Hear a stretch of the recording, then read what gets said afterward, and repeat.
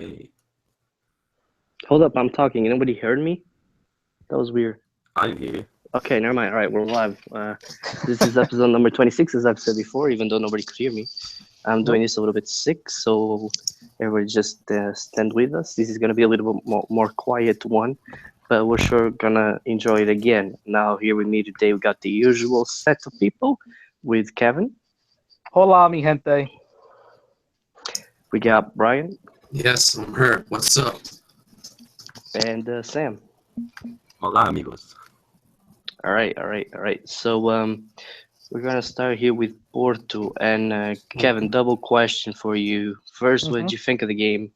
And second, what did you think of that penalty? Pure dominance from start to finish. We got the job done. Uh, Kevin. Yeah, can you hear me? No. Oh my God! All right, hold There on we a go. second. You're okay. You're okay. Okay, so you can hear me like this. Mm-hmm. All right, Yeah. that was my mic then. All right. Jesus, never happened before. All right, so I thought it was a great overall performance. Nothing brilliant. I mean, they pretty much played the whole match with a man up. Uh, just going to the penalty real quick. I think it was like a soft one, the same thing as Braga. Um, it is nonetheless a penalty, clearly. But going back to like with the Braga game, it's you're not supposed to penalize a team twice. I believe is a new rule for the season that just started the season. So it was a little harsh to give the red, I guess, even though it was an imminent goal scoring opportunity. They could have gave Mm-hmm. Ikuru the yellow, but it wasn't anything like brilliant from Porto, but it was a very good performance overall. I think we had a better match against Braga. Obviously, we were at home, and it's Braga. It's a big match, so the mentality is a little different. So, they got the job done with the big match immediately following theirs. So, I'm very happy with the way they played. I think they're on the up now. Brahimi is starting to find his groove, and they're all starting to play as one now. Whatever Mm-hmm. Nuno drew on the board is working. So, yeah, it was a good performance, and overall, I'm satisfied. Okay. With me being sick, I completely forgot about the starting of it. It was basically the same one as the past few weeks with Brahimi up top next to Andre Silva. People were wondering, same 11 really. Did anybody else watch the penalty play? Can anybody elaborate on it? I did not see it. Ah, that sucks. What about you, Brian? What I can't elaborate on, sorry, I was on mute, is that Porto started complaining about not getting penalties quite a lot. And all of a sudden, they get 3 in a row. That's my elaboration, people. What about all the ones who got screwed? I don't remember those penalties, to be honest with you. I don't remember those penalties. But all these ones, I don't know, buddy. No, just kidding. Yeah, you guys did get screwed out a lot, but all of a sudden, a little bit of referee pressure, and you get 3 in a row. Hey, too bad. Do All their right. job right. Interesting. I want to point out that there's absolutely no penalty whatsoever. Terrible call. But Okay. that's my opinion. I watched it a couple times. My opinion. I can't talk about anything else. To be honest, I just know that messed up the game plan a little bit. But again, I'm not saying that he did it on purpose. I think that was a bad call. Just that. Is there anything you want to add to this game, Kevin? No, not really. There isn't really much to add. They were without Otavio. It was weird because it looked like they didn't really miss him all that much. He's still a big part of the club, but I'm just saying, like, they played so Brahimi is well. coming along. Yeah, exactly. So he's starting to find his groove. So that's a good thing because if we Mhm. need to alternate, like if there's an injury, like for example, Otavio, this might sit Otavio down even when he's healthy again because if Brahimi is in form, which I think he's going to go to the African Cup of Nations next month anyway. So, this could be a good thing for Brahimi. So I think Nuno will probably have a headache with this, but I like it. It's good to have two really good players in form. hmm Um, I want you to talk a little bit about the game that you're gonna have in 2 days against Maritimo. I think it is Maritimo. I'm not 100% correct on Yes, it that. is. Yeah. Okay. What do you think about it? I think it's weird that we're playing round 15 this early. I'm not sure what the reasoning is, but Me neither. you know, yeah, I don't know why, but we're at home to Maritimo. I'm predicting to win, obviously, because we're home. I'm not gonna rule out anything from Marítimo, them stealing any points, because you got to respect every opponent. Uh, and Mm-hmm. they just took 3 points away from Benfica, their last home match. So they're gonna be obviously confident that they can take points from Porto if they did it from Benfica. But I think Porto will definitely get the 3 points. All right, all right, all right. Last question that I got for you is just preview a little bit. I mean, not much because the game is only in February. But what did you think of getting Juve on the Champions League on the 16th? You can't really complain when it's a Champions League draw. You can hope for certain teams, but no matter what team you get, like, yeah, there's Napoli and there was Monaco, but every team is going to be tough. Every game is going to be tough. Um, so to win the Champions League, you got to beat the good teams. It's not just going to be a walk in the park. So, I'm excited to see it, see what can happen. It's not impossible. It's going to be tough. I don't think we will make it out of that tie there, but I mean, you never know. But it's going to be extremely difficult. Just really quickly, what I think might happen, it just depends on how Porto's going into that game. If they keep banging in 3 to 4 goals every week, which I don't expect them to, they might have a chance. But otherwise, if they don't, if they're in a goal drought, I don't see them beating Juve because their defense is really, really solid with obviously Chiellini and Barzagli. And So is ours. yeah, you're going up against Cuadrado and Higuain. They're difficult guys, So I guess they're a better team overall, though. Like on defense and up front. But it can go either way, I think. But Porto Mhm. needs to be on form. Yeah, we have to win at home and tighten up when we go to Turin. We got to really tighten up and try not to concede any goals, which is going to be tough. But if you concede, try to only give up one if you can. Get that away goal Yeah, as well. That exactly. to be honest, I was quite happy that Benfica is gonna play at home the first game because that's what I prefer. Because then you can do a little bit of you have an advantage because you got to go away and let's say it's 0-0 and then you score one goal and then you have to score two. So Yeah. I think we got the advantage on that, both of our teams. Mhm. Anybody else want to weigh in on this and Porto's chances of going through? Not the most likely, but like Kevin said, anything could happen. Mm-hmm. Brian? Yeah, I mean, I think Juventus is the stronger team, obviously, but Porto could go through. Benfica did it a few years ago. They wanted him and then out a 0-0 draw away. And the Juventus team, they've changed. They bought some very good players, but I think it's possible. But I would have to say Juventus are the favorites. Yeah, all right. So obviously, I think that's all on Porto talk. Don't really have a lot to talk about. I'm going to get into some stats if you have some time a little bit later on before some Twitter questions because I think they're quite interesting. I talked to Gold Point and I managed to get a couple of stats that I liked. I couldn't get the Baz Dost one. Sorry about that, Sam. They didn't reply to me. What about But the I'm one sure. that It's all right. I asked? No stat there? Oh, okay. Nah. Too bad. All right, so I'm gonna talk about that a little bit later. But we got a Benfica here coming up against Sporting. Obviously, I predicted Benfica to lose. Sam predicted Sporting win. Brian predicted a Benfica win. And Kevin, did you predict a draw or a Benfica win? I don't even remember, to be I honest. think Kevin said we would win, but he was hoping we would lose, obviously. Yeah, I think so too. So both of you got it right. Me and Sam got it wrong. Yeah, I'm especially happy. Like I that said, I great minds think alike, Brian. indeed, Kev. Jesus. All right. So obviously Savio and Raul scored for Benfica, Bas Dost for Sporting. So the strikers getting it done.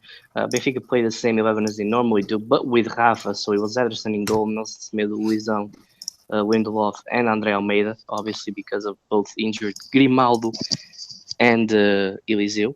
Faze and Pizzi in the midfield, Savio and Rafa out wide, Gedge and Raul. I'll give you guys Sporting's lineup as well. So it was the same as they normally play. Rui Patrício, João Pereira, Coates, Rubem Semedo and Marvin, William Carvalho and Adrian Silva in the midfield, Gelson, Brian Ruiz, Bruno Cesar and Baz Dost. Sam, I want to start with you. What do you think of the game? I thought we played bad in the first half, But once we got to the second half, I thought we improved our game.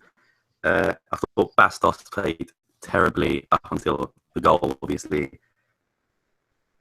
Cesar, in my opinion, I think he was having a pretty decent game. I think we brought him off too early. Mm-hmm. But then again, we did bring him off for Joel Campbell. And Joel Campbell, in my opinion, I'm not sure about you, he didn't give your defenders a rest. He just kept running and running and running. Surprising since he's been so bad lately. I told you, he's more of an impact side than an actual player. So. Yeah, I agree with you. All right, so before we get to the penalties and all that, just gonna quickly give my opinion as well, and then ask both of you other guys your opinions. I want to sum this game up simply. Benfica won because they have better players. I think that's down to that. Because Sporting could have smashed Benfica again, 4-2, something like that. They had plenty of chances, and I'm not even talking about the penalty. Overall, they created a lot of chances. And, Benfica were just better. They capitalized. Well, you don't agree with me? I think your team played better and your players have been playing better than ours. I think it was just a form thing, really, how we haven't been playing that well recently. And obviously, Benfica lost to Maritimo and Napoli. But they still have been banging a lot of goals in the league. So, and I think we didn't really come into this game with confidence after the loss to Legia, because obviously we expected to win that and then we didn't. So going into a derby, it's not going to help our confidence.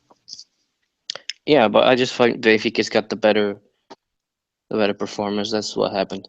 All right, so Kevin, did you watch the game? I'm sure you watched the second half, right?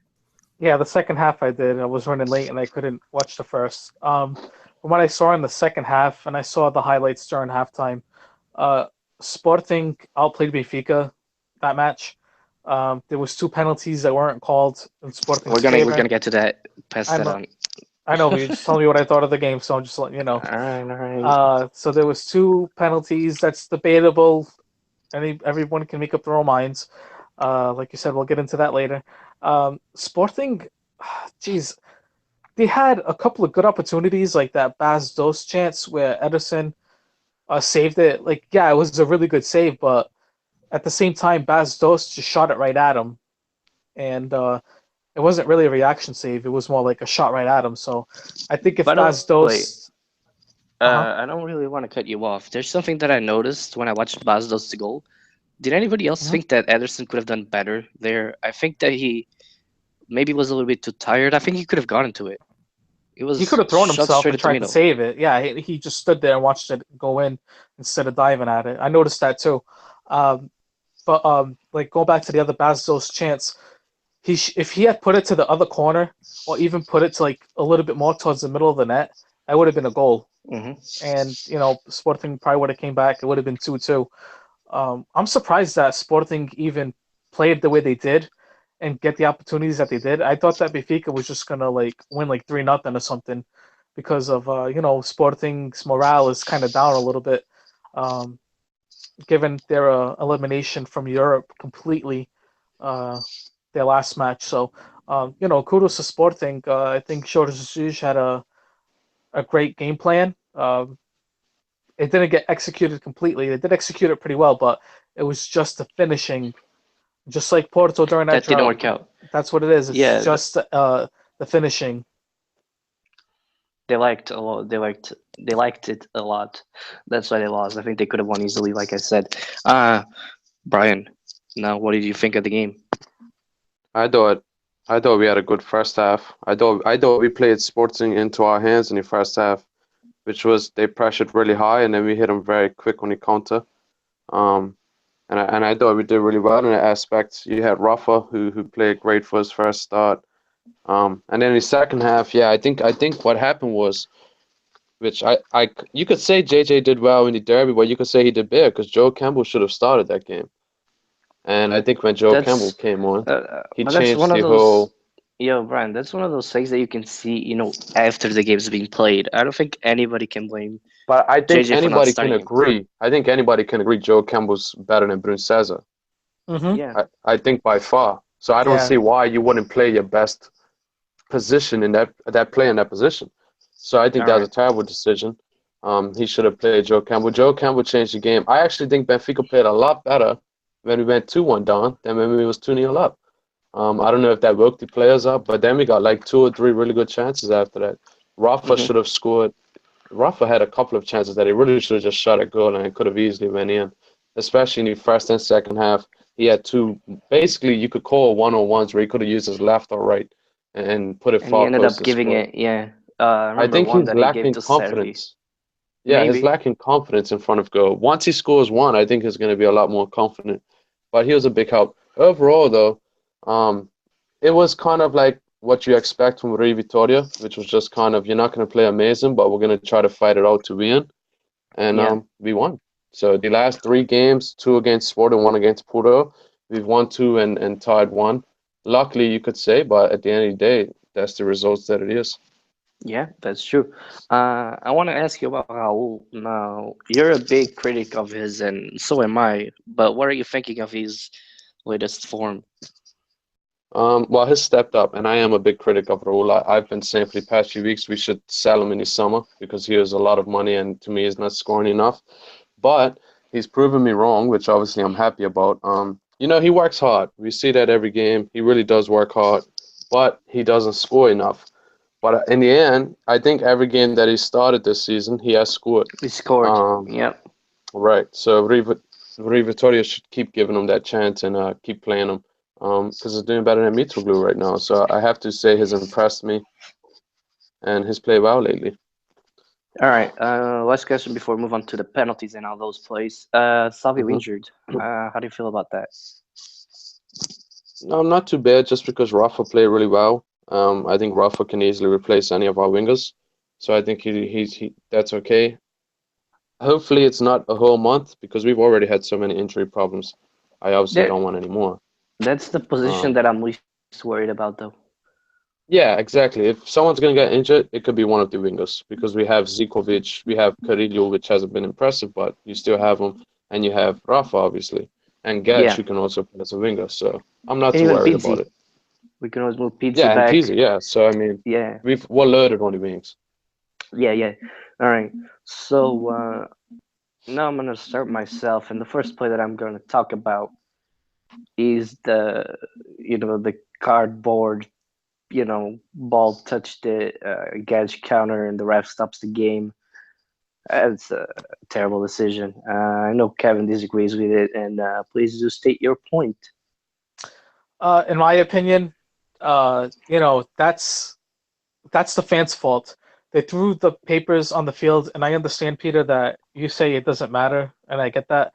But the ball hit the papers, and the rule states that if the ball hits a foreign object on the field, play can be stopped at the referee's discretion. At least I believe that's what I believe.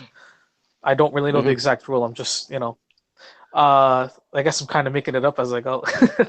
but no, I thought because I was listening to Antena Yeah, while I was driving back home, and they agreed with what you said, Peter, that the referee, if anything, he should have stopped play before and yeah. cleared the pitch, which I agree with that too. Maybe he didn't realize it. I don't know, Nah, but they on Benfica TV. I know it obviously is gonna be BTV, but they did say that several plays ran through that side, and the ball did touch the cardboard several times, and he didn't do anything about putting those things It's away from the pitch. then It I don't goes know what both the hell he ways. was Like thinking. it goes, Kevin's right. It is the fans' fault. Like I said on Twitter, they shouldn't have done it. But the ball really did. It was like 5 or 6 players on that side before he decided to stop it, and it was in that was one of our more dangerous plays that could have ended up in a goal because those guys, he's quick, you know. So I think it was a bad decision. Understand it was necessary, but why not do it before when nothing was really happening? Yeah, You know. exactly. He could have done it any other time. I think that was a bad call. Um, but it is what it is. We're gonna get Sam's opinion whenever he's back. So, uh, Kevin, now what do you think of the first penalty? Oh, the first penalty, that's the peasy one. Okay. Yeah, I guess you can argue when the ball hit his left arm that his arm was already there and the ball went to the arm. Okay, I can understand that part of it. but when the ball comes down, he's looking at the ball and he controls the ball with his right hand. I saw a couple of different angles on it, which Sam did show me yesterday, the video. And I have to agree that it was a penalty when he controlled it with his right hand. So, that's how I really feel about it. In my opinion, not with the left arm, but with the right hand, it should have been called a penalty. All right, I think me and Brian are on the same page on this one. Well, look, I saw the same angle. It's two different angles. There's one where you look in front of Peasy and you can see both of his arms. I think what happened is this. Lindelof is very close, so obviously you can't blame him for the left-hand ball because that's close to his body. But secondly, Peasy he knows the ball is now coming down. He's not even looking anymore at the ball. He's now in a running position. His arm is up to run. If you look at his right arm, it's up to run now. I think I agree with you because it looks like he's placing his arms next to each other so he can get the ball on his chest and start running. I think that's I what disagree. Look at his face. Look at his face. He's looking down. He's looking down at the ball, man. Up. No, he's not. He's looking down. Bro. Watch the angle from the side. Like I watched all what he was doing. Listen, hold on. I let Kevin talk. Let me talk. Let me talk. All right, go ahead. Exactly.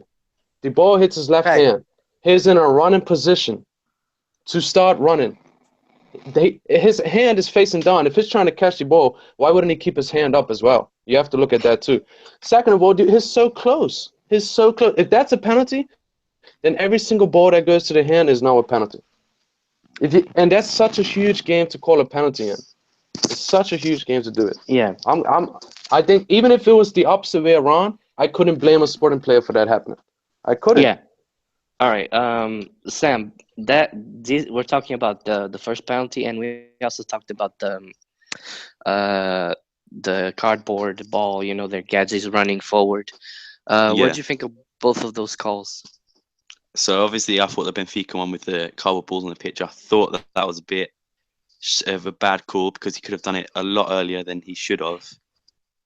But I don't know if I can see why he gave it, but earlier. But then the Pizzi penalty, from the angle I put in the chat, from my eyes, I knew what Pizzi was doing. He tried to control the ball to his hand, so William, I think it was William, wouldn't get the rebound.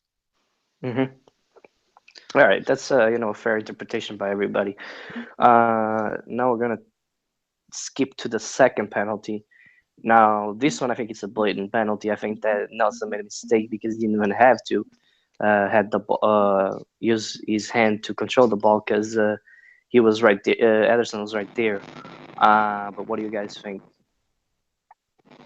I thought it was a handball. Go ahead, Sam. Yeah. I just straight up think it's handball. He definitely knew what he was doing. If Pizzi did it, then Nelson Semedo definitely did. I think he was trying to use his shoulder. I think it hits the top of his arm, so it should be a penalty. It should be. I agree, but I don't think the referee is blatantly not giving a penalty to Sporting because it's Sporting. I think he thinks it's too close to call. And that's the reason. I think he's trying to put his shoulder down. He doesn't reach with his shoulder, though. He reaches it with the top of his arm. I think had it been lower, like to his elbow, you have no choice but to call a penalty there. But because it was quite close, even in the angles that we have, it's still difficult to see how close it was to his shoulder. Where exactly it hits, yeah. Exactly. So imagine a referee, Lindelof was involved in both of those situations. Lindelof kicks it backwards. It's going fast. I think he tries to drop his shoulder. If it's given a penalty, I would be upset. I could kind of understand, but I can also understand why it wasn't given. I think the second one is much more clear than the first, even though the first one hits his hands a lot clearer, in my opinion. All right. Kevin, I figured the last one. All right. I can go, Brian, right? Yeah, well, I didn't understand. I'm only playing. I'm only kidding. That's a clear penalty, blatant handball. He's looking right at the play, Jorge Sousa, and he didn't call it play on. I don't know why he didn't call it. I don't care if Benfica had won this match because either way they were going to be ahead. So, I'm not just saying that because I wanted Sporting to draw or to win, but when I see a blatant handball where he sticks his arm out, I don't even think he was trying to hope it hit his shoulder. He stuck his arm out, impeding the ball from going through. I can kind of see what Brian's saying, Kevin. No. He doesn't stick his arm out. If you stick your arm out, that means your arm's coming away from your body. He keeps his arm to his body the whole time. Now he drops his shoulder to try to reach with his shoulder. His arm never leaves his body. He drops his shoulder towards the ball to play with his hand. Right, but his arm never leaves his body. He doesn't stick his arm out. If he does that, it's a clear pan where Joe Sousa cannot say no. The arm is away from the body. No, it's not. His arm is tucked into his... He drops his body. His arm is not going away from his body. It's not. He's not lifting his arm up to try and stop it. He drops his shoulder. Either I'm seeing things or I need a pair of glasses. Maybe you need a pair of glasses. I don't know, man. I think it's a blatant penalty, but I can see what Brian's saying. Well, guess what? I'm going to watch it right now. I'm going to watch it again right now.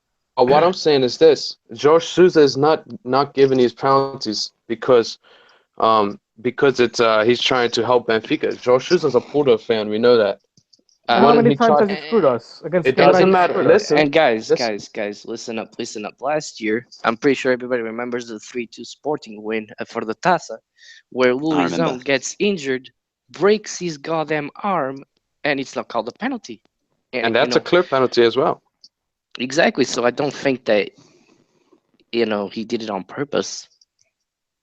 I don't think he gave the penalty because the ball was going to Edison anyway. Well, I thought it was going to Edison anyway. So yeah, impact on the still play a penalty whatsoever. though. I can see why it can be given. Like I said, I think it was a blatant one. But I can see both point of views now. I can see what both of you guys saying. Well, I brought this up a few weeks ago, a while back. We look at slow motion replays, pictures, things like that. That referee has one chance, in which if he's not sure, it's easier to not give a penalty than to give a penalty. You get what I'm saying? Because a penalty is such a huge decision, right? Just like Luizão last year. Last year, that's a penalty, but it's such a big decision if you're not sure. You kind of don't want to give it. It takes a little bit of pressure away from yourself. Yeah, I mean, everybody saw that Luizão got pushed inside the box last year and he didn't give anything. So, I mean, I think he makes mistakes. Like, it happens. I don't think he did it on purpose because I also think that he screwed Benfica over a little bit, especially with the freaking yellow cards. There were like no yellows whatsoever for 80 minutes. I think he was just trying to let the game flow, but maybe. I think so too. Like 5 times. Right. William had at least 6 fouls. He committed a lot of fouls, and one of them could have been a yellow pretty easily. And he never got a yellow the whole game. A player like that getting a yellow will hurt Sporting's game because he's their defensive midfielder. It's like Fischer getting a yellow. I think he did bad on that. I don't think he had a good game for either side. But it's just Portuguese refs on the norm. I think the only good game between a big club was when Benfica and Porto played each other this season. I thought that ref was okay. I think Sporting should have got yellows a lot earlier. They had 26 fouls compared to Benfica's 10. And they only got a yellow after the 80th minute. So I don't know. I'm sure at least one yellow should have been given before then, and that could have hurt Sporting's game. All right, yeah, I agree. Sorry, Sam. If you don't mind. Go ahead. So I'm not sure if you saw on Twitter, those people were having arguments with me about the handball. And I wasn't arguing about the handball. I was arguing about the amount of chances we had, 4 or 5. Mm-hmm. But so everyone was just going, penalty against refs against Sporting, blah, blah, blah. The amount of chances Bastos and Joel Campbell and Adrian had on goal, and they either put it wide or straight to the keeper. Even William. The penalties wouldn't have mattered because we'd be 5-2 up. But like I said, Bastos had a bad game, but I did think Edison had a good game. Obviously, you don't think about the first goal. But there was some close range saves. Like reflexes were just outstanding. I can see him being a top goalkeeper in the future for maybe a team in the Premier League, maybe even Spanish League. But yeah, I'd say Edison played very well in that game. Yeah, he did. That's what I'm saying. Problem with, not just Sporting fans. Let me be honest. It's a problem with Portuguese fans. The first thing we do is blame the referee. That's the first thing we do whenever we don't win, and that's with all clubs. So like Sam, all right, you if you want to say you got a penalty, you could say that, but you guys could have easily won that game. Yeah. William missed a chance right in front of Edison. Bastos, Sporting had better chances than us for the most part, Yeah, and they should I have won agree. the game based off of those chances. that was exactly why I said that Benfica had better performers in front of goal. They have better players, so that's why they scored. But Sam, I think it's impossible not to talk about the Bastos substitution. Yeah, I did see a question asked from Sergio on that as well. But I see the reasoning behind it because Bastos was playing awful, apart from the goal he scored, which pretty much was an open header. Yeah, go on. How do you sub off a striker when you're in the need of a goal? And especially That's a fair when point. you're going to cross every single ball you have. You're going to cross every free kick from the sidelines that you have, and you don't have freaking Bastos in there. Yeah, I would take off one of the centre backs, maybe even Joel Pereira, Ziegler. Oh, William. That's what I thought. But That's no, exactly but what William I is thought. tall as well because Oh, that's true. he's Yeah. going to win headers. in Yeah, the João box. Pereira. That's what I thought. João Pereira was Yeah. going to come off. I'm not sure about you two, but you three, sorry. I thought Ziegler Mhm. and Joel Pereira had really bad games, especially Ziegler. He Marvin Yeah. fouled so many guys, man. he was Jesus so Christ. exposed during that game, and Joel Pereira for the first goal, he literally just watched it. He didn't even try to header it out of the way. The second goal, he didn't try to do Yeah, yeah. anything. Yeah. And why are you going to stand there? If it's a dangerous cross to the area, he's like, I'm just going to leave it, see what happens. Yeah. Yeah, they did. They had bad games. I thought Adrian had a bad game as well. I don't think anyone particular, apart from I would say Joel Campbell, had a decent game. I thought we played pretty poor. Well, not pretty poor, but poor. I thought also Coates. Don't forget about Coates. Coates had a solid game. I was expecting him to foul a hell of a lot more than he did. He did one foul, and it was like on the 80-something minute, and he got a yellow for it. But overall, I thought he had a very good game. I mean, he didn't get tested much, true, but he was always there in the attack as well. So I thought he was decent. Yeah, to me, Coates is really improved because I remember watching him some games in the Premier League for Sunderland, and he was, well, maybe it's just him, but maybe the Sunderland defence was a liability to the team. But as soon as he came to Sporting, he's massively improved. Probably one of my favourite players this season. He's been a rock at the back with Semedo. And Semedo because he has more. He doesn't have the aggression of Semedo, which gets him in trouble a lot. So Coates for me has probably been our best defensive player this whole season so far. Yeah, I agree. I thought he was quite good. I'm just gonna try. All right, I'm gonna use some Twitter questions to talk about the game because I think that we can do that right now. Hold on. Can I just bring up really quick? How What? good was? Let's bring up Andre Almeida, who I'm not a huge fan of either. Amazing. Dude! If you waited 2 seconds, that's exactly what I was gonna talk about. Apologies. Go ahead, Peter. Sergio, Go ahead, Peter. Because Sergio asked, shocked/surprised by Andre Almeida's performance versus Gelson. All right, who wants to go first? I would like to start because I brought it up early. Thank you very much. I was gonna say, what a game by Andre Almeida, who I was expecting Gelson to absolutely destroy. I was terrified before the game started, because Gelson's obviously been one of Portugal's best players inside the league. And yeah, Andre Almeida's not even a left back. He's our second choice right back. And he shut him down. Literally, Gelson did absolutely nothing but that one shot in which Almeida covered him very well. And I think stats, Peter, you have him. But I think in stats, he failed all 12 of his dribbles, if I'm not mistaken. That's what I saw back in the time, yeah. Back when I checked. So, I mean, Andre Almeida did an amazing job. And I'm surprised he could have been one of the man of the matches just because of that. Sam, I have to, run this through you. Gelson has been probably Sporting's best player, or at least best offensive player the whole year. And he gets completely shut down by a backup left back. Yeah, but I think Almeida sort of figured him out that we all know Gelson loves the ball at his feet. He's going to try and make those runs down to the corner and cross it in, or he's going to try and cut inside. And I would say Andre made a good game. Gelson, I'm not just saying, no disrespect to Gelson or Andre Almeida, but some of the things Gelson was doing, I don't know why he's expecting to go. Like sometimes Andre Almeida will be right in front of him and he'll try to go through him and it just won't work. So yeah, Andre Almeida had a solid game. Gelson Martins, hopefully better from him in the coming games. Mm-hmm. All right, there's something that I just thought about. João Pereira gave him absolutely no support whatsoever. He was awful. Him and Zegler are the worst two people in the game in general.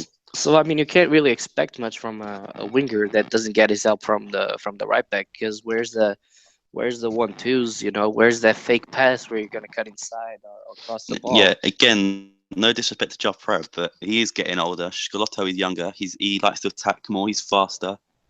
So obviously, Joe Pro is not going to be the fastest, the quickest. He's not going to attack that much because he'll get tired easily. Why But didn't he Scalotto play? did need to help Chelsea. Was He it a was choice? Injured, bro. Oh, he's injured. injured. Oh, okay. Oh, Yeah. yeah, I forgot about that. Yeah. Yeah.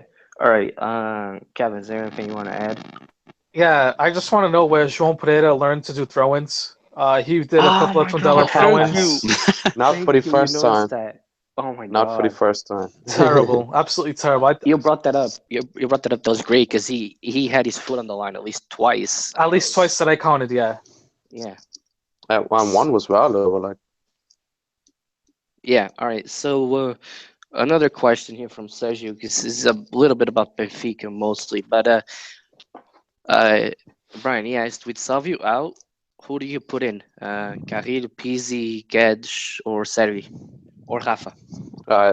it's obviously got to be Rafa. With how we played against Sports and he played very well, it's going to be Rafa. If Rui Vitória doesn't start Rafa in the next league match, I'll be shocked. So yeah, I think that's an easy decision. All right. Another one here from Neil because he asked about the refs screwing up both teams. I think we touched upon that. And he also asked again, with Rafa being man of the match, does he take off Servi's spot? I think if Salvio is not injured, then yes. Yeah. I think he would have, but because Savio's injured, Servi's probably is not happy his player got injured, but obviously he gets to start now. So Yeah. All right. So I'm gonna leave the rest of the questions later because they're about other things. So move on from that. We're gonna talk about the Taça games, unless you guys wanna add anything else to this derby. I've got nothing. no. All right, good. So I'm gonna start with you, Brian, and then I'll go Sam first. Masama, what do you think? Obviously, I think Rui Vitória is going to change the team up a lot. It obviously should be a win. And yeah, and I'm excited to see like the likes of Zikovic and Carrillo and some of Jonas. Hopefully, I think Jonas might play like the last 20 minutes or so. I don't think he'll start. I don't want to risk that. So yeah, I'm excited to see. Jardel's probably going to start, which I'm happy about. So yeah, it's just a game. Hopefully we don't, because sometimes you do slip up. Hopefully we don't slip up against them, and it should be a comfortable win. But I'm pretty sure it's going to be one of those ugly early tussle games, which I hate. yeah. But it's only nice to watch because you get to see some of your backups. Exactly. I agree with you. Sam, though you guys play Stubble away, what are you expecting? I expect us to win. We beat them. It was either last week or 2 weeks ago, 2-0. Last week. But it all depends. Last week, yeah. It all depends what team Jesus plays. If he wants to play the reserve team to rest for the league, then it's going to be tough. But if he plays a solid starting 11, maybe swap some players out like Bruno Cesar, maybe a Joel Pereira as a Gaio, maybe some of the centre backs as well. But keep that base starting 11. So Adrian, William, Bas Dost, I think we'll be fine. Mm-hmm. All right. Before we move on to other things, Brian, Who's Porto playing? Oh shit! Sorry. I'm sorry. They're playing I'm sorry. for the campeonato, bro. So I'm sorry. I forgot. Joke. I'm sorry. Smart ass. Anyway, boys. Brian, Yes. Dortmund. What do you think? I think it's a very tough game. Dortmund's a good team, but we saw Sporting hold their own. I hope Rui Vitória looks at that game, even though he wouldn't admit that, and kind of tries to use a bit of that game plan. But we only lost to Bayern Munich by 1 goal last season. I think if we keep with that game plan, you never know. I don't expect us to go through. Really? But it's a possibility. No, I don't. You I hope we do. like faith. You like faith, mate. No, he's just a realistic fan, Benfica fan. I like that. We can do I it. hope we do. We can do But it. the only positive is that hopefully Aubameyang makes it No, to the final of it's the not. African Cup It of doesn't Nations. matter. It doesn't matter. No, but listen, you're not letting me finish my sentence here. If he makes it to the final, he's going to be tired because that's a whole Okay. competition, and he's going to be have to play 1 week later. So he might not be met. He might be tired by the time he plays us. So I'm hoping they make He it to might the even be final. injured. We don't know what's gonna happen. Right, I'm saying I hope he makes it to the final. I hope they go to extra time in the final. I hope they go to penalties in the final, and I hope he misses 3 flights on his way back. That's my hope. I think Benfica can win this because Dortmund aren't as good defensively as is Juventus, in my opinion. So Mm. everybody, if you had to take someone to go through either Benfica or Porto, who you take? Who do you think's got the best chance, baby? I go ahead, Sam. I'm thinking. I think Porto. Because Juventus play free at the back, and Porto is a very attacking team. So and you say that we held our own against Borussia Dortmund. We also held our own against Real Madrid. It doesn't mean that you wouldn't beat Real Madrid or you would beat Real Madrid. You got to remember that Dortmund is still a very good team. They're still very good players. Porto on this one.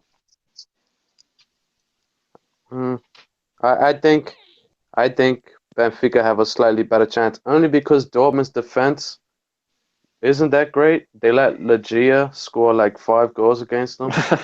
So if we catch Dortmund on that type of day, and if our defense is looking good, but like we said, it's like 2 months away, so anything can happen. And Exactly. Juventus are Italian. They do focus on defending. And I don't know. That's a hard one though. I don't know. I think Benfica has a better chance though, but I don't know. I think that Porto has a better chance. Simply for the fact, Borussia Dortmund is a German team, and I'm not saying that Italian teams are easy, but the German league is superior to the Italian league. I think everybody's aware of that. So, it's not going to be easy. Like I said, it's going to be extremely tough. It could be like a 3-1 aggregate score in favor of Juventus, or we can edge it out 1-0. I mean, you never know what could happen, but I have confidence in Porto that they can do it if they're still in form and they're still hitting the right stride. So, I don't know. I just don't see Benfica taking out Dortmund. I really don't. Mm-hmm. All right, so we're split 2-2 on who goes through. All right, so we're gonna move on to a little bit of a couple of stats that I got over here. And the dribbling, I'm not really gonna talk about it. I'm gonna let you guys know that after this week 13 that just passed, Sporting has 134 successful dribbles. Porto has 120, Benfica 119. So I mean, there's not really much to talk about. But in my opinion, what's more important to talk about is how Porto has one-on-one or 1-on-2 chances. They have 28, Sporting 20, and Benfica 12. How do you guys deal with that stat? I mean, they told me that listen up, it's a 1-on-1 or a 1-on-2 or 1-on-0 actually. So basically an open net, and that not every single goal comes out of those stats. So basically, Porto didn't score every 28 times or every 12 times. It might not be there. Let's say like that's a free kick goal. It's not going to count towards this stat. But I'm going to let you guys weigh in on this. What do you guys think? So that was 28 chances that were missed, or they had 28 one-on-1. Yeah, 1-on-1. I'll send you. It was missed. So you guys can get it. No, that's a lot of misses. Geez, that's a high number. I think. Okay, I think he means misses.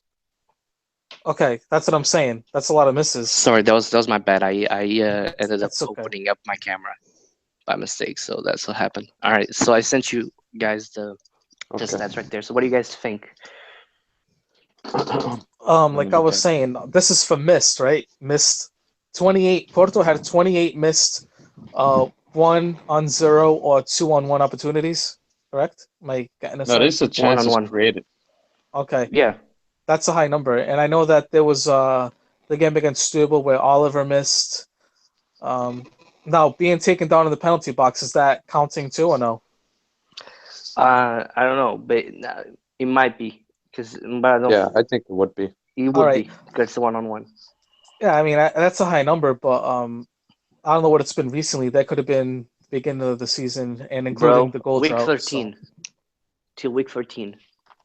All right, So so this past last week. So basically, I think the fitness games count. all right, so they gotta practice their finishing, obviously. Well, not so much between the last couple of games, but they gotta work on their finishing, and that's pretty much it. I mean, everything else is all right. Midfield is all right, defense is all right, but obviously with a high number like that, you got to work on your finishing. Mm-hmm. All right. And Um, Sam, you're the second oh. team. What? Sorry. No, go ahead, Sam. Sorry, go ahead. No, go ahead. What are you saying? It's No, fine. I was going to tell Kev that his chances created, not misses. So Porto didn't miss 28, but they created 28 of those chances. Oh, okay. But it doesn't well, mean 20 it does, and chances it doesn't created is mean amazing. and it doesn't mean that he scored. That they scored all those It's 28. just chances. Yeah, it's just chances created 1-on-1. Okay, Basically. you're confusing the hell out of me, Peter. Thanks for clarifying, Brian. Yeah, I mean, 28 chances created, that's amazing. That's why I was kind of like, geez, that many misses like that? That's But a you're high not number. worried the fact that you failed to convert a lot, though? Because you don't Yeah, that score was a in lot the of past. Now goals. we're scoring, bro. 9 goals in the last 2 games. 10 goals All in the right. last 3. All right. Well, Sam, you take over now. Yeah, so obviously 20 chances created for Sporting, probably most of them from Jolson Martins, but 12 as well shows that they don't attack as much as Porto or Sporting, but as long as you win, 3 points, 3 points. So chances created versus 28 for Porto. Obviously Porto gone on a scoring drought, but now seem to have found their rhythm. So yeah, so those stats, they're good for all teams, I would say. Nah, they're bad for us. I mean, they're great No. for us, actually, because Benfica got 28 goals scored in the league and 12 chances 1-on-1. So they're converting, a lot, and not even 1-on-1 chances. So they don't need to be 1-on-1 to score. True. Yeah, that's true. I didn't think about that, but Peter makes a good point. I guess, we do have the most goals in the league, and yeah, it's less chances created. So yeah, but it could mean a lot of things. It could mean teams might park the bus a bit more against us. It could mean we don't play through the middle as much. But it can also just mean that we don't need as many one-on-one chances to score. Exactly, that's what I think it is. All right, everybody. So you players, getting the ball back. So recovering possession. Porto have 801. I guess what you call the term that I want to use for. Can anybody help me in English? For what's that? Passing the ball back? No, that just. Getting the ball back. Just getting the ball back. All right, I wanted a better term, but there we go. Recovering the ball. Yeah, recovering the ball. I suppose. Kevin, you saying something because we can't hear you. Yeah, he said recovering the ball. Oh, okay, but we can't hear him that well. We can't hear him at all.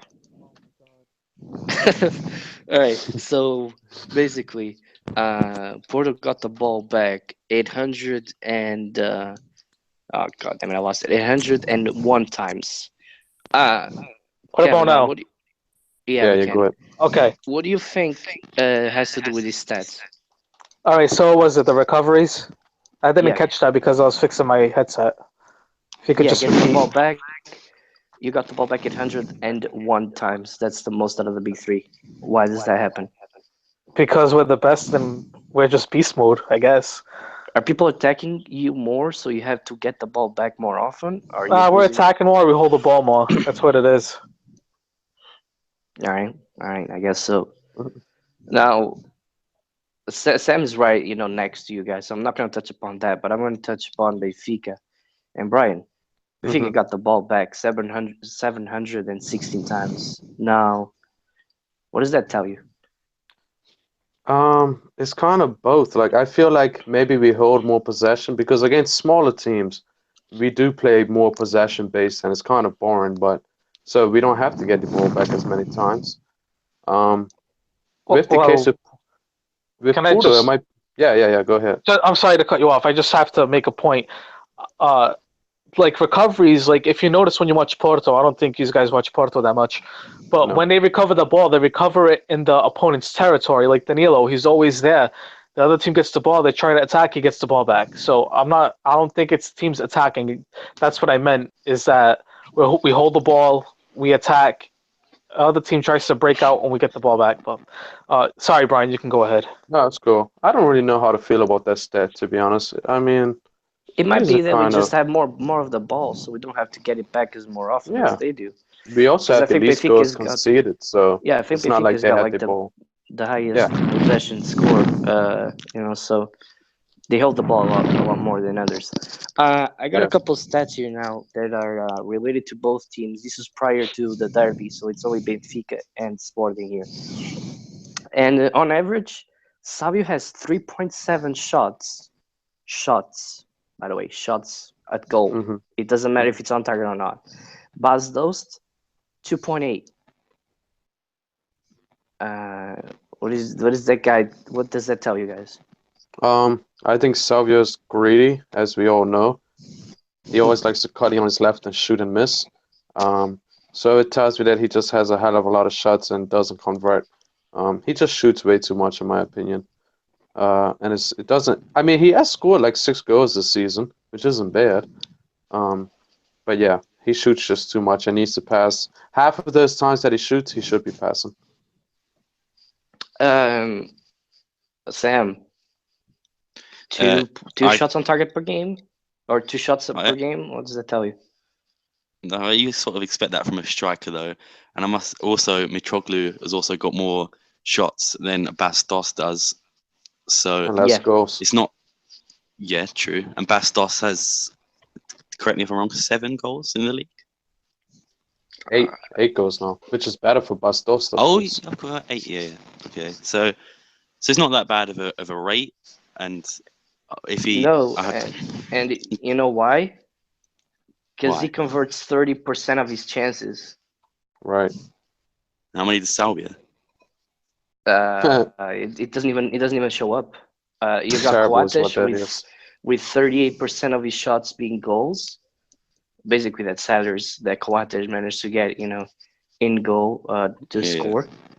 Bas Dost with a 30% of conversion rate, and Raul with a 27 conversion rate. Pretty good.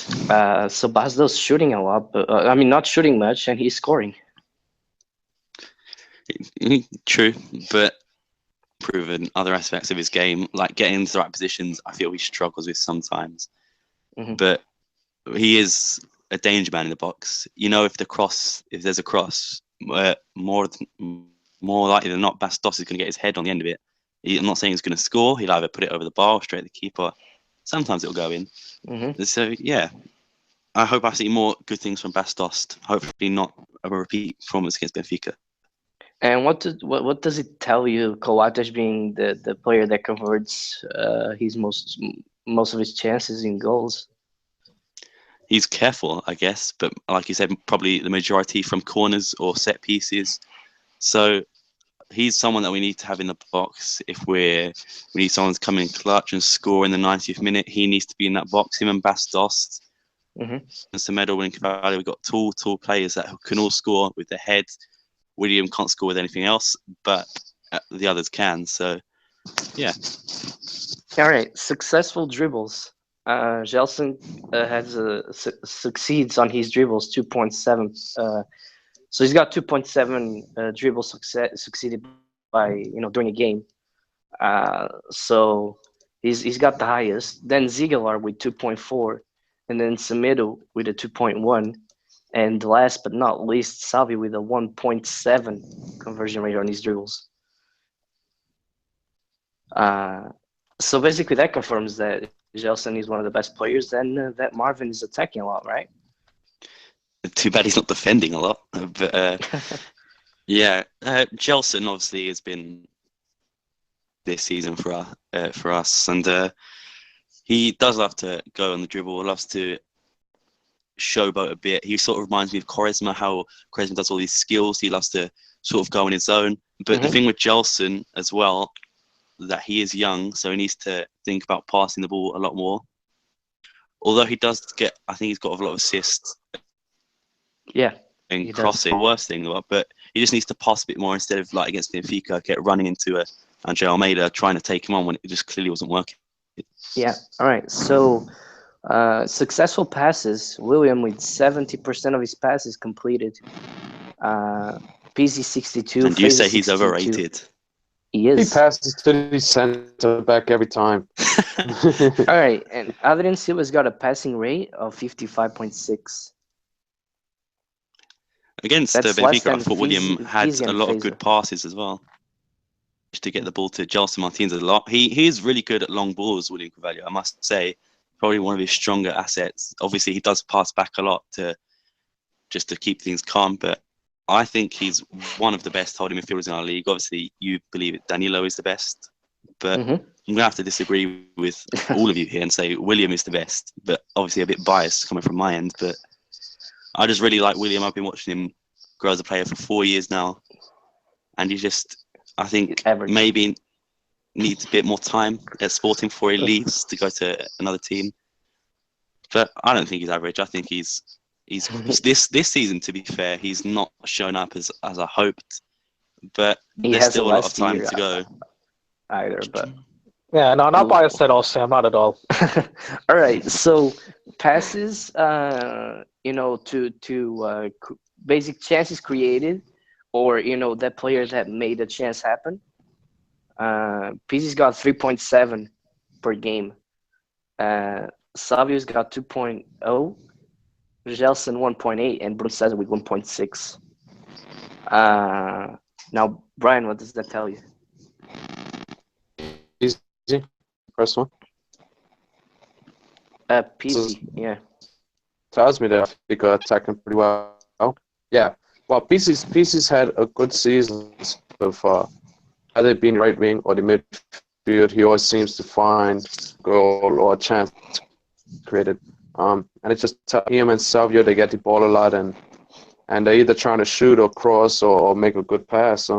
So I think the team's working well. I think that's a team stat as well, you know what I mean? That everyone's just kind of flowing well together. All right. And what does that tell you, Sam? Could you repeat this for me once? I didn't hear what you were saying. I got it up on the chat if you want to see it. But it's okay. It's passes basically to chances created. So chances created by a player, and Gelson's got 1.8. PZ and Salvi. Yeah, like I said, I think he needs to start passing the ball a lot more than just trying to dribble it into the net, I would say. Benfica do create a lot more chances than we do. I think that needs to change. If we want to get far in the league, win the league, we have to start playing as a team. Because I'm not sure about you, I think we've been playing more as individuals, especially which they just want to show. I don't know if maybe they think they're too good for the league, but I just think they need to start playing. All right, I'm gonna give you two last stats, but you guys don't really have to talk about them. And it's getting the ball back. Feza gets the ball back 3.3 times, and João Pereira 2.9, 2.9 as well. So João Pereira gained the ball back a lot. But Feja's getting it back the most. And that's my point, is that Feja is worth the gold for Benfica. And yeah, I mean, he really is just super important, and I'm happy he's doing well. And when he's not injured, to me, he's by far, well, not by far, but he's better than Danilo and William. Yeah. A lot of people don't notice it, but he is absolutely everywhere. He's better than Matic, in my opinion, although a bit different player. And yeah. All right. I love Feja. Interceptions, basically. Ruben Smith intercepts the ball on an average 3.5 times. That's the highest out of everybody, with Feza coming in with 2.7 and Ziegler with a 3.1. So, Sam, that tells you that Semedo and Ziegler get the ball back a lot with missed passes. Yeah, I do like the way Semedo gets the ball from those, because it does happen quite a few times. But it doesn't matter the stats you read out to me about Zegler. I'm still not sold on him. I think he's been a liability for us in the last couple of games. Mm-hmm. All right. Now I got a team stat. Everybody. So Porto, Benfica, and Sporting, and Gavin, listen up. Blatant missed opportunities. Porto 13. Blatant missed opportunities. So missed one-on-ones, basically. Oh, okay. All right. 13 for Porto, 12 for Sporting, and 6 for Benfica. So that doesn't really mean much of anything. If anything, that means Porto is attacking more. Benfica is probably attacking less. It doesn't really. But we're converting more. Yeah. What was that? They're converting more. Benfica's converting more. I get that, but I don't know. It's just I don't think that stat really means all that much. I'm just letting you guys know. I mean, I'm not really. Those guys do a good job over there, by the way, on goal point. Yeah. Those guys are amazing. All right, last one. Chances allowed, or shots allowed. Sorry. Average 2.7, Porto 2.6, and Sporting 2.5. So Sporting allowed the least shots on goal. And why do you think that, Sam? Because our two centre backs are solid, and William is solid as well. I think that's the main reasons. Oh God. What was that? I thought I heard something. No, well, I will say this. They have conceded the least amount of shots, but they have conceded more goals than Benfica and Porto so far. Agreed. So It's kind of a weird one. Yeah. All right. Now we're on to Twitter questions. Unless you guys want to say anything. Is there anything you guys want to say? No, carry on. All right. So this one goes to Brian, and then Kevin, and then Sam. Potential January targets/sales. I don't see us buying anybody. Well, actually, we have that Brazilian guy coming in. But other than that, I don't see anybody else coming because I think we have a really deep and full squad. The only thing is that Grimaldo might leave. But if Grimaldo really is injured, then City might not want to buy him right now. So I don't think we might not sell anybody. Yeah. And because I think if we didn't make the knockouts of the Champions League, sold somebody, helps. So, yeah, I don't think it's going to happen. Kevin, what do you think might leave Porto, and what positions do you want to strengthen? I don't think that we should waste any more money. We're heading towards the right path now. We're financially strapped. If we spend money, we're going to have to sell. So I'd prefer, I don't know if they're going to be forced to sell regardless in January, but I would rather just leave the squad the way they are. And if we do get somebody, maybe on loan, I know I saw Luis Adriano. That would be a nice addition for the attack. But other than that, I mean, the defense is pretty much set straight. The midfield is pretty good without Herrera. If anybody goes, it'll be him. So if it forces to sell somebody, I wouldn't mind to see him go. I think he might be the only sale. Yeah, there's not really much that we need to add besides maybe a striker, I would think, or a winger, but nothing more than that. All right, Sam. I don't really see us buying anyone. Maybe a backup centre mid because Elias apparently 8 million on his way to China. So if we can spend some of the 8 million on a decent centre mid, that's what I can see happening. I don't see Gelson or any of the starting 11 players leaving in the summer. I mean, the winter window. Yeah. But right. There is always that chance because release clauses, if it's broken, what can we do? We can't do anything. So, like Leicester last time I went in for Adrian, if they match his release clause, what can we do? We can't do anything. He just has to leave. And if Adrian does go in January, we're screwed. Yeah, that's big.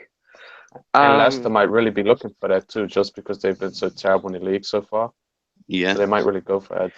True. All right. We got one here from Sergio, and he asked about the cardboards, basically, the pre-game stuff. Should they be banned? Or is it just sour grapes from Bruninho?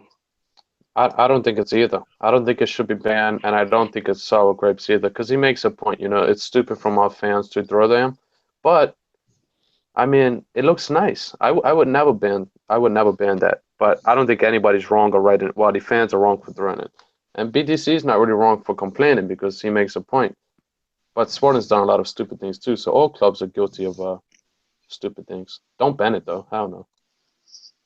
Everybody else agrees. Yeah. I agree. All right. One more here from Neil, and then we're gonna talk what happened after the game. This one goes for you and me, Brian. Yes, other than the 6-3 win of Benfica over Sporting, is there anybody else that any other else that you remember and enjoyed? Beating Sporting, when is it not enjoyable? Jesus. 2005 was my first derby that I watched as a little kid that I properly remember when Louison scored and we basically won the league. 4-1 in the toss of the league was quite nice. A lot of them, really. Jardel, last year. Cardozo I mean, 3-1. Jesus, come on, we could go on all night here, people. All right, I don't want to do this. I'm sorry, Sam. There's a lot of them. You know. There's a lot of good Benfica wins over Sporting. But for Sporting, the Super Tassa a year ago, that was probably the best one we've had in the last couple of years. Obviously, what about the 3-0? Yeah, but that was for the Super Tassa was for a title. Yeah, that's why I think that's true. He didn't win the league, so all right. Last thing Thanks that for reminding me. All right, last thing that I want to talk about, and this one isn't a question, and I'm pretty sure that I got to every single question, guys. Like, sometimes I don't want to repeat myself, so if we didn't touch upon your questions because we already talked about it, the last thing I want to talk about: what does everybody think about Sporting fans trying to burn the stadium again? Stupid. Yeah, stupid. It's idiotic. It comes to a point where it's the second time it's happened. So like I kind of wish they were banned, but you can't do that, you know. I mean, what can we do to prevent it? Just because ban them for like 1 or 2 games. I think they deserve it. Ban the fireworks and the flares that they bring to the stadium, I guess. Yeah, but lighters. You can get lighters, and you know they'll stick that in a butt cheek. Nobody will know. Yeah, but there's a solution to this. There's a solution to all of this. It's pretty simple. Wherever you sit the fans, like Sporting fans, just get fireproof seats. It won't happen again. But why would I have to worry about something that they should? But that's making us cost money. Yeah, exactly. Yeah. Make them stand. Take out the seats from the section and make them stand. That's illegal right now. It is. Next year, it's going to be legal. Only Benfica is going to have it legal next year. But where the no-name boys sit, it will be an official standing safe zone. But only Benfica, only the no-name boys can do that. Oh, all right. Yeah. It's illegal though. What do we do? We just, I think something needs to happen, like a ban. I think it needs to be something drastic needs to happen. Obviously not points because that would be retarded, but a huge fine. No fines. I don't think fines will do it. More security. But give a fine to Sporting. They didn't know that what their fans are doing. So can you blame the club in general? No, not the all. club never. Yeah, but the club never paid the damage either. Oh, yeah, true. So I mean, I don't condone. I don't think Sporting, is on this in any way. But I think that they should do something for the fans to not do it again. I mean, I don't care if it's Benfica, Chaves, Porto, Boa Vista. I don't care, man. You try to burn a stadium, there's got to be consequences, and this is the second time, not the first. True. At least a statement or something from Sporting. Yeah, I think the club. Yeah, I think the club needs to come out and hold all of those fans accountable, even the innocent ones. So next time, the innocent ones will be like, "Hold on, don't do that stupid shit." All in trouble by the club. Like, let's say that the clock did it. So just ban the clock for 1 game. 1 game, no clock at the Alvalade. I think that. But Sporting will never do that. Never do such a thing either. So it's hard, I'm just trying to see it as the club point of view. What can you do? Yeah, but not the Liga, because I know what the Liga needs to do. The Liga needs to ban these fans at least for 1 or 2 games. But then there's innocent ones that haven't done anything. So do they deserve to get banned? Just for some people stupid. But that's what I'm saying, Sam. No, but they gotta. They don't deserve it, but next time the innocent ones will be like, let's not do this shit. Like they'll tell the bad guys, like, no, that's not gonna happen because Yeah, then you we're could gonna tell them. get They in might not trouble. listen though. And then Yeah, just, they're Yeah, probably but full of drugs and alcohol. They're not going to listen to just someone. I don't know. But there's gotta be if you something do done. it in the correct kind manner of an Englishman, Sam. Do what UEFA who knows? does. Who UEFA knows? doesn't play with that. If they light a fireworks, I remember there was one year that Inter Milan fans, I think they played AC Milan. It was like at the San Siro, and the field was covered in flares, and the goalie at the time was Dida, and he got hit in the head with a flare. I They remember ended up, that. Yeah. they ended up. Porto had to play Inter Milan at San Siro, and there was no fans. There was only Closed media doors, allowed. behind closed doors. There Exactly. you go. That's what what the needs league to needs to happen. do. What UEFA That's what I'm does. telling you. That's what I'm telling you guys. It should either happen at the game at the Alvalade or at the Luge. Just ban fans for like 1 year from going into the Luge or something. Or lose into their game. I don't know. But something's got to be done. I don't think this can go unpunished twice. No, yeah, something needs to be done, but it's probably not going to happen. Yeah. Unfortunately. All right. I guess that's it. I don't think there's much to talk about. Just one more point on the Sporting game. If Slimani was still there, they would have won. I 100% No, I'm agree. serious. I agree. No one can I agree. say no. Everybody does. All right. Kevin, actually, before you do the roundups and the scores and all that, Mhm. I want to appreciate everybody for handling me. Sick as I am doing this, I really wanted to get this out. So Yeah, I there feel it is. better. Podcast is done. I gotta take some pills after this, man. My head is burning up, but Yeah. it's worth it. It was worth it. So Yeah, after this, go rest. Go to sleep or something. definitely. You can do the roundups and all that. Yes, You ready? I'll do it right now. Yep. Before I do that, I want to shout out to Timo. He's coming back to America today. He left Lisbon this morning, and I don't know if you guys saw that. He met Lindelof, lucky bastard. I saw that. Yeah. Yeah. It did. He's Fair not play. the only one who's got a picture with him, though. So join He's the a nice club. guy, Not though. everything's about you, Peter. Okay, we're talking about Timo right now. Oh Alright. God! Go All on, right, go on. all right. Let me do this roundup before things get out of hand. We have longer. Okay, so second division, 18th jornada.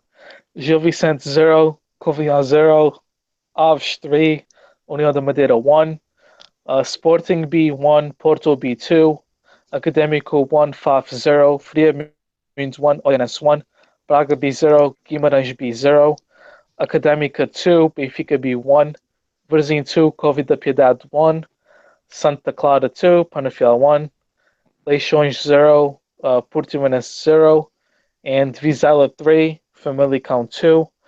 Standings, the top 5. Let's see here. 18 games played for the top 5. Portimonense in first with 43. Second place is Desportivo das Aves with 39. Third and fourth, Santa Clara and Cova de Piedade with 31. And then in fifth place is Académica, who are working their way up. They're in fifth with 30 points. So they're 9 points out from second, and Santa Clara and Cova de Piedade away from second by 8 points. First division, Setúbal 2, Estoril 0, Belenenses 1, Marítimo 0, Chaves 2, Moreirense 1, Boa Vista 1, Guimarães 2, Nacional 3, Tondela 2, Feirense 0, Porto 4, Benfica 2, Sporting 1, Braga 3, Paços Ferreira 0, and Aroca 0, Rio Ave 2. Standings, Benfica in first with 32. Porto was second with 28, followed by Sporting with 27. Braga fourth with 26. Guimarães in fifth with 24. Sixth place, Rio Ave with 20. Seventh place, Chaves with 19. Marítimo and Belenenses in eighth place with 17 points. 10th place, Setúbal with 16. 11th is Estoril with 15. Aroca is in 12th with 14. 13th is Boa Vista and Paços Ferreira with 13. Nacional and Moreirense and Feirense are 15th with 11 points each. And last place is Tondela with 9 points, and they'll probably fight to stay relegated and make the Great Escape again. So that's pretty much it. That's a good one. Yeah. All right. So I think that's it, guys. I'll be back next week. I think should be on Tuesday, if I'm not mistaken. We'll Yeah, talk. because there's really nothing going on. But next week I would like to review the Santa Clara game from the weekend. I wanted to do it today, but it's kind of late now. We had technical difficulties and whatnot, so I'll save it for next week. All right. So next week Santa Clara game apparently. So there you Yeah, go. There's something it'll for take me you like guys. a couple of minutes. So Yeah. Benfica game away at Massamá or Belém.